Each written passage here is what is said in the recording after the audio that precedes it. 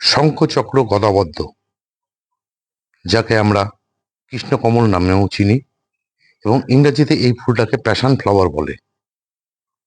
কথিত আছে বিষ্ণুদেব এই ফুলে নাকি পুজো দিলে উনি খুব সন্তুষ্ট হন। নমস্কার বন্ধুরা, আমি দেবজ্যোতি, আর আপনারা দেখছেন রান্তুর ছাদ বাগান। এই গাছটিতে ডিসেম্বর জানুয়ারি মাসে কোনো খাবার লাগে না, তবে ফেব্রুয়ারি থেকে এপ্রিল এবং অক্টোবর নভেম্বর মাসে আপনারা মাসে দুবার করে শস্যের খোল পচা জল ব্যবহার করতে পারেন।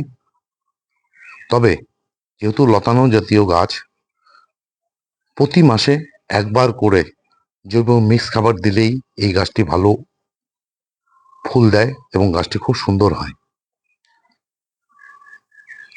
এই গাছটিকে বছরে দুবার প্রুনিং করি আমি। একবার নভেম্বর মাসে হার্ড প্রুনিং করে দেই, আবার ফেব্রুয়ারি মাসে ট্রিমিং করে দিই।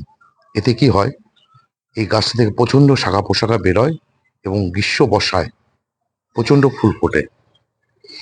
এই গাছের ফেব্রুয়ারি থেকে নভেম্বর মাস পর্যন্ত ফুল দেয়, তবে জুন জুলাই আগস্ট মাসে সব থেকে বেশি ফুল দেয়। বন্ধুরা, যেহেতু বর্ষার সময় আমি আমার যত ধরনের গাছ আছে কোনো গাছে শস্যের খোল ব্যবহার করি না। আপনাদের কাছে অনুরোধ করি আপনারাও শস্যের খোল পচা জল ব্যবহার করবেন না। এই সময় যেহেতু টবের গাছ, অল্প একটু মাটিতে গাছটা থাকে, সুতরাং একে খাবার দিতেই হবে। এর জন্য আপনারা কি করবেন, 1 লিটার জলে ব্যালেন্স এমপিকে 19-19-19 অথবা 20-20-20 2 গ্রাম মিশিয়ে গাছটিতে ভালো করে স্প্রে করে দেবেন সকালবেলায়। এছাড়া ফেব্রুয়ারি থেকে নভেম্বর মাস পর্যন্ত আপনারা এসওপি 0050 2 গ্রাম সঙ্গে ম্যাগনেসিয়াম সালফেট 2 গ্রাম 1 লিটার জলে ভালোভাবে মিশিয়ে গাছটিকে মাসে দুবার স্প্রে করে দেবেন। এছাড়া আমি কি পরিচর্যা করি, এছাড়া হচ্ছে প্রতি সপ্তাহেই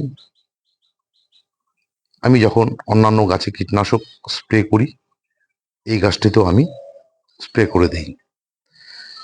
শীতের সময় এই গাছে খুব একটা ফাঙ্গিসাইডের প্রয়োজন পড়ে না, তবে জুন জুলাই আগস্ট মাসে আপনারা প্রতি সপ্তাহে একবার করে যে কোনো ফাঙ্গিসাইড স্প্রে করে দেবেন। এছাড়া বন্ধুরা, এপ্রিল মে মাসে এই গাছটি কিন্তু খুব একটা রোদ সহ্য করতে পারে না, তাই আপনারা এপ্রিল মে মাসে গাছটিকে হয় গ্রিন নেটের তলায়, নালে এমন জায়গায় রাখবেন যেখানে সূর্যের ডাইরেক্ট আলো পড়বে না অথচ আলোটা পাবে। তাতেই এই গাছটি দেখবেন কি সুন্দরভাবে তৈরি হয় এবং সিজন টাইমে, ওর যে সিজন টাইম সেই সময় কি হারে ফুল দেয়। তো বন্ধুরা, এই ছিল আজকের কৃষ্ণকমল বা শঙ্খচক্র গদাপদ্মের পরিচর্যা।